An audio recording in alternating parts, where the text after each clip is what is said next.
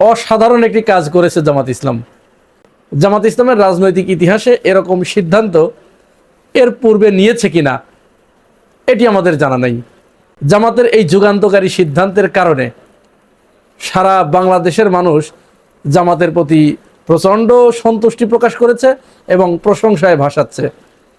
কি সেই কাজটি জামাত ইসলাম করেছে এই বিষয়টি আমি আসব। তার আগে আমরা রাশেদ খানের ব্যাপারে দুটি কথা বলতে চাই। রাশেদ খান চিনতে পেরেছেন তো? হ্যাঁ, ওই যে গণ অধিকার পরিষদের যে সেক্রেটারি ছিল, পরে এই 12ই ফেব্রুয়ারির নির্বাচনের আগে বেচারা তার সমস্ত নীতি নৈতিকতা, তার মূল্যবোধ, তার আদর্শ, তার সব কিছুকে জলাঞ্জলি দিয়ে বিক্রি করে দিয়ে শুধুমাত্র একটি সিটের লোভে, এটা সংসদ সদস্য পদের লোভে ওই বেচারা নুরুল হক নূরকে একা করে দিয়ে সে বিএনপিতে চলে আসলো। তার এই অবস্থা দেখে নুরুল হক নূর আর কম যায় কেন? সে তো দলের প্রেসিডেন্ট, গণ অধিকার পরিষদ করেছে। নুরুল হক নূরও চলে আসলো বিএনপিতে। এখন দুইজনই, এখন আর গণ অধিকার পরিষদ বলে কোনো দল নাই। নুরুল হক নূর এখন বিএনপির প্রতিমন্ত্রী, বিএনপির ভিতরে লীন হয়ে গেছে। আর রাশেদ খান তো আছেই। রাশেদ খান বিএনপিতে আসার পরে তার আগের রাজনৈতিক দর্শন, চিন্তা চেতনা, নীতি নৈতিকতা বিসর্জন দিয়ে বিক্রি করে সে যে বিএনপিতে এসেছে এটা তো প্রমাণ দিতে হবে। কারণ কেউ যখন এই দলছুট নেতাগুলো, এদেরকে প্রমাণ দিতে হয়, পরীক্ষা দিতে হয়। যে পরীক্ষায় তারা যদি না উতরায় তাহলে তাদের কেউ অ্যাকসেপ্ট করে না। এবং এইগুলো তখন এত নিকৃষ্ট মানের কাজ করতে থাকে, যেহেতু ওই যে তাকে তো পরীক্ষা দিতে হবে। তার মানে সে আগে যা করে এসেছে সেইগুলোর এমনভাবে কাফফারা আদায় করে। রাশেদ খানও তাই করেছে। বিএনপিকে সে এমনভাবে চেটেছে, চাটতে চাটতে চাটতে চাটতে তার জিহবা পুরা ক্ষয় করে ফেলেছে। আর সেই চাটার প্রতিদান অলরেডি সে পেয়ে গেছে। প্রধানমন্ত্রীর রাজনৈতিক সহকারী হিসেবে, অর্থাৎ সচিব পদমর্যাদার দায়িত্ব তিনি পেয়েছেন। তিনি অবশ্য আলহামদুলিল্লাহ জানিয়েছেন। এর আগে আমরা দেখেছি ডক্টর জাহেদকে চাটতে, তিনিও বাগিয়ে নিয়েছেন। রাশেদ খান বাগিয়ে নিলেন। এখন একজন মাত্র ব্যক্তি বাকি থাকলো। উনি কেন বাকি থাকলেন এটি আমাদের কাছে বুঝে আসছে না। এনসিপির এক নেতা তিনি বলেছেন যে শুনেছি জামাত ইসলাম করতে হলে নামাজ পড়তে হয় 5 ওয়াক্ত জামাতে, অনেক বই পড়তে হয়, সামাজিক কার্যক্রম পরিচালনা করতে হয়, কিন্তু বিএনপি করতে হলে কি করতে হয় সেইটা রাশেদ খানের উদাহরণটা ভবিষ্যতের জন্য তুলে রাখা হলো। অর্থাৎ ভবিষ্যতে কেউ যদি এইভাবে বিএনপি করতে চায় এবং পদ পদবি বাগিয়ে নিতে চায় তাহলে রাশেদ খান যা যা করেছে তাকে অনুসরণ করলেই চলবে। রাশেদ খান যেটা করেছে সেইটার পাওয়ার কতটুকু শুধু এইটুকু বুঝলে চলবে যে 17 বছর বিএনপির যে সমস্ত ত্যাগী নেতা, যারা ধানের খেতে জীবনযাপন করেছে, রাত্রি কাটিয়েছে, জেলখানার অন্ধকার প্রকোষ্ঠে যাদের জীবন কাটিয়েছে, যারা তাদের সন্তান সন্ততির মুখ দেখতে পারে নাই, বাজার সওদা করে দিতে পারে নাই, বাড়িতে কে খেয়ে আছে কি না খেয়ে আছে, মা মারা গেছে জানাজা দিতে পারে নাই, তারা কোনো পদ পদবি কিছুই পায় নাই, কোনো মূল্যায়ন পায় নাই।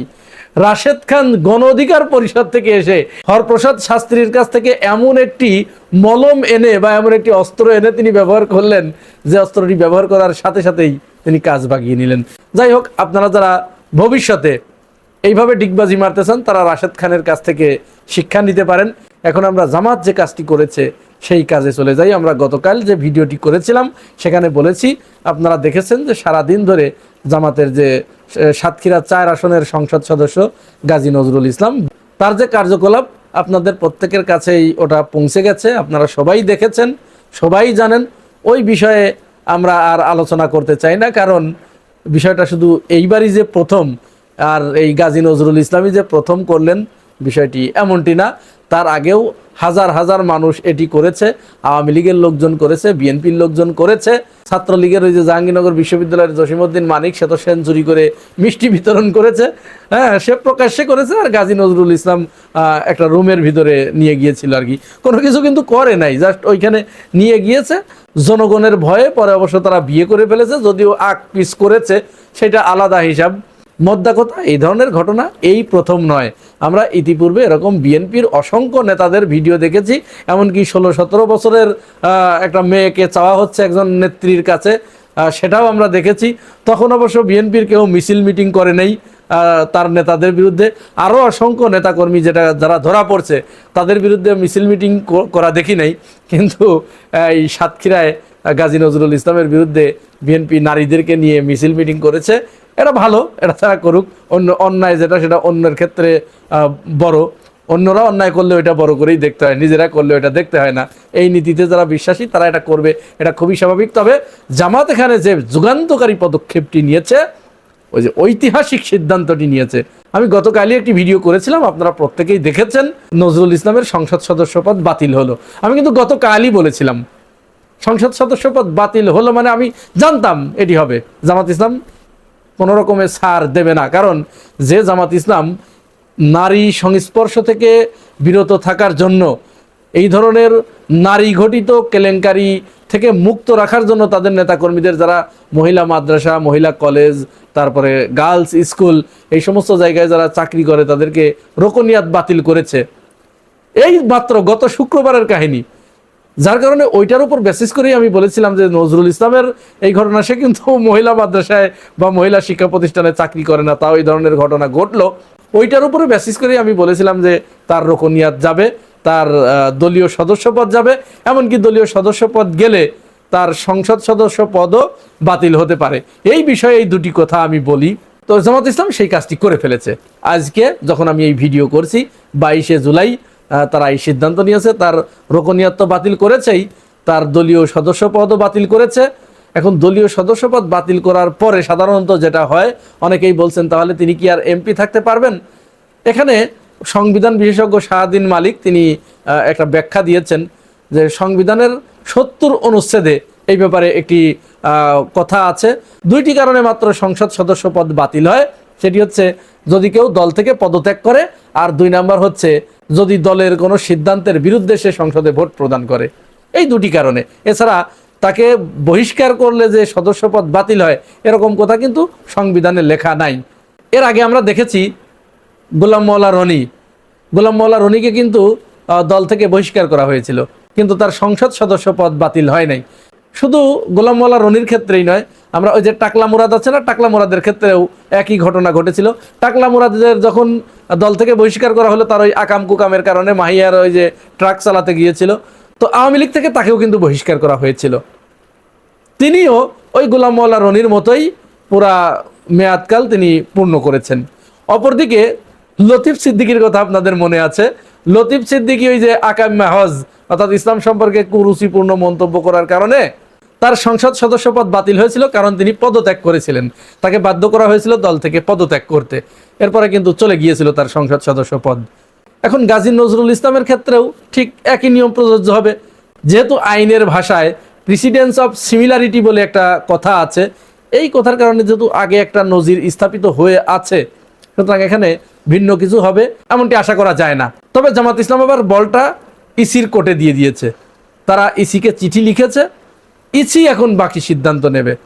এখন এই গাজী নজরুল ইসলামের ক্ষেত্রে ইসি কি সিদ্ধান্ত নেয় সেটি দেখার বিষয়। তবে ইসি যে বক্তব্য দিয়েছে, তার বক্তব্যের যে ইঙ্গিত, সেই ইঙ্গিতের ভিতরে এটি মনে হচ্ছে যে গাজী নজরুলের সংসদ সদস্য পদ চলে যাবে। যাই হোক, এটি জামাত ইসলাম অত্যন্ত ভালো একটি কাজ করেছে। তারা এটিকে টলারেট করে নাই।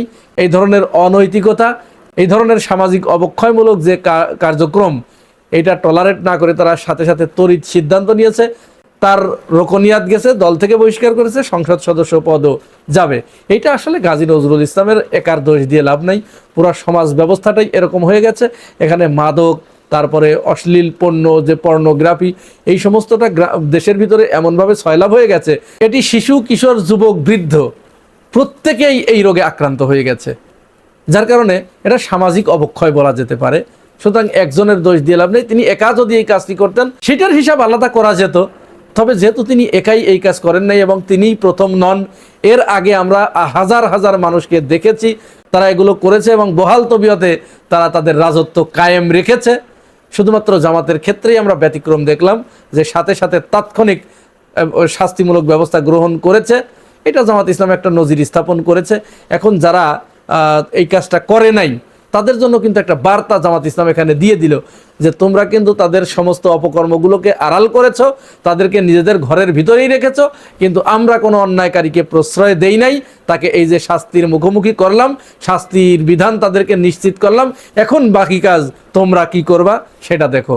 তো এই যে আগে যেহেতু এই ধরনের ঘটনা ঘটে নাই, কেউ শাস্তির মুখোমুখি হয় নাই, জামাত ইসলাম যেহেতু প্রথম শাস্তির মুখোমুখি করলো, এই জন্য দেশের মানুষ জামাত ইসলামের এই সিদ্ধান্তের উপরে প্রচণ্ড সন্তুষ্টি প্রকাশ করেছে, তারা খুশি হয়েছে এবং জামাত ইসলামকে প্রশংসায় ভাসাচ্ছে।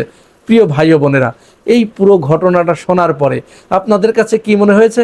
আপনাদের মূল্যবান মতামতটা জানিয়ে যাবেন মন্তব্যের ঘরে। আর আপনি যদি আমার এই চ্যানেলে নতুন হয়ে থাকেন তাহলে চ্যানেলটি সাবস্ক্রাইব করে পাশে থাকবেন। আজ এ পর্যন্তই, ভালো থাকবেন, আল্লাহ হাফেজ।